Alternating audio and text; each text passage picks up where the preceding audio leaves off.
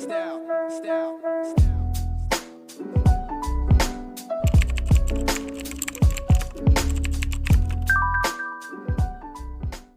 do think that shooting, I hope that'll be examined, because what's happened with the investigation? We don't know anything about this kid. Well, Piers, I don't know, because you're not from the United States. It's very common for assassins of presidents to have no motive at all.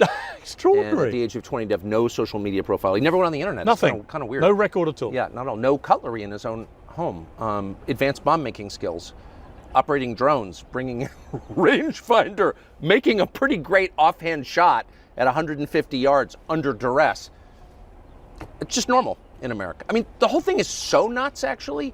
The fact that the Secret Service allowed this to happen, which they did. The guy's on the most. Oh, if I was running the Secret Service for the day, what's the first place you'd look? Oh, it would be the flat roof with a direct line on the stage. You think? And there was not one agent positioned or assigned to look at that. None. They had no idea. But why? Well, because they wanted to kill Trump, obviously. The Biden administration wanted to kill Trump. I mean, there's no doubt. Do you genuinely think that? Of course I know that. And I know that by what I saw. In other words, if you leave your child inside a locked car on a hot day and go into a casino and spend 3 hours gambling and the kid suffocates, I can say, Piers, you killed your child. And you say, well, I didn't mean to. Doesn't matter. You didn't care enough about your child that you went back and rescued him from suffocation. It's demonstrable. Your intent can be divined from your actions. If you allow a roof 40 yards away to remain unsurveilled, a guy with a rangefinder and a drone to come into your area while the presidential candidate is speaking, you don't care about saving the life of that man. I actually thought what happened at the golf course a few weeks later was even worse in this sense. This is a few weeks after he's actually been shot. Yes. He's playing at his own golf course where he regularly plays at weekends when he's in Florida. And he was 5 minutes away of walking up to a green where if one Secret Service agent who happened to walk ahead had not seen the barrel of a rifle poking out of a bush, that guy had a loaded AK-47, he had body armor, he was ready to go.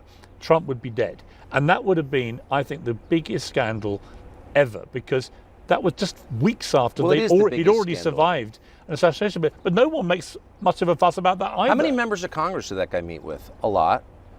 He was in Ukraine, which is controlled by the U.S. intel services. I mean, that's just a fact. He was in Ukraine, which is a kind of wellspring of lunacy. Sorry, I know you support it, but it's done more to destabilize the West than anything that's happened in my lifetime. And the amount of evil that has emanated from that country, the amount of assassinations that have come from Ukraine, I happen to know, is very high. And so this guy is in Ukraine and having contact. Well, how many members of Congress did he meet with and what do they talk about? This is an assassin. No, we don't know. So, and again, the media, fascinating, the mainstream media, when was the last big piece you read about either assassination? And yet if that had been an attempt on Obama, on Biden, on Harris, on anyone, on the Democrat side, they wouldn't stop talking about it. Because everybody knows what this is. These are not lone gunmen any more than, Lee Harvey Oswald was a lone gunman. The lone gunman killed by a lone gunman 2 days later. Okay now. I mean, it's just it's so horrifying that clearly both of these guys were agents of the permanent government in Washington or globally. And there's like no honest person who could deny that. It's just so obvious. And I think that people don't want to wrestle with that because it's incredibly disturbing. And I think it's also possible that people in the Trump administration don't want to deal with it. I mean, they're still guarded by the Secret Service. Yeah. And whatever elements tried to murder Trump are still in the positions they occupied. I mean, I watched him the other day walking through a Las Vegas casino, and everyone was like, isn't that great? And I was like, wow, really? They're letting the president walk through an open casino with endless amounts of people milling around. I think you can carry guns in Vegas, I think, can you? It seemed to me a very high-risk environment to put a guy who literally just survived 2 assassination attempts. Is it 2?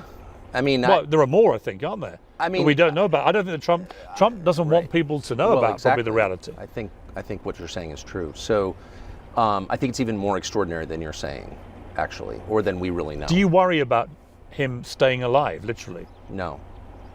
Because I think that if you're going to lead, you have to be willing to risk your life. I mean, obviously, I mean, of course, I love Trump personally, so it's like, no, I mean, I can't imagine a few things worse than Trump being harmed. And so I don't want to be cavalier about that, but I also think, as a factual matter, you cannot lead anything, including your own family, unless you're willing to lay down your life for it. I've always thought that. I mean, that is what it is to be a leader. I'm putting other people before myself. It doesn't mean that you take senseless risks, of course, but it does mean that you have a measure of physical courage, and Trump is displaying that a lot, and I think it's essential. I think it's absolutely essential. And you'll hear people say, well, I'll never take any risk. No. You want to lead, you have to. That's what the job is taking risks. Funny enough, I talked to him a week after he was shot, and I said, it takes a lot. I said, not just to get up when you did, but a week later you'll be back on you just finished another rally. And I said, did you not have any second thoughts about getting on a stage with 20,000 more strangers a week after you were shot? And he said an interesting thing, a very rare moment of kind of slight vulnerability that he was admitting. He said, I knew if I didn't get back out quickly, I may never get back out. Yeah. I thought that was a really honest thing. It wasn't a week, it was 2 days. Yeah. Because he was shot on a Saturday, and the Republican convention started Mondays. Right. I'm looking at my picture. That's good. I'm remembering this right. The Saturday afterwards was when he did the first rally afterwards. Where he was but I mean, he was in the middle of a stadium in Milwaukee. I was sitting next to him, and I talked to him that night. I mean, what struck me the most was his attitude the night he was shot. I talked to him late night Saturday night about something else, and I said, well, that's kind of, are you okay? Yeah, I'm great. Didn't want to talk about himself at all. And the first thing he said and went on about it was how brave the people in the crowd were.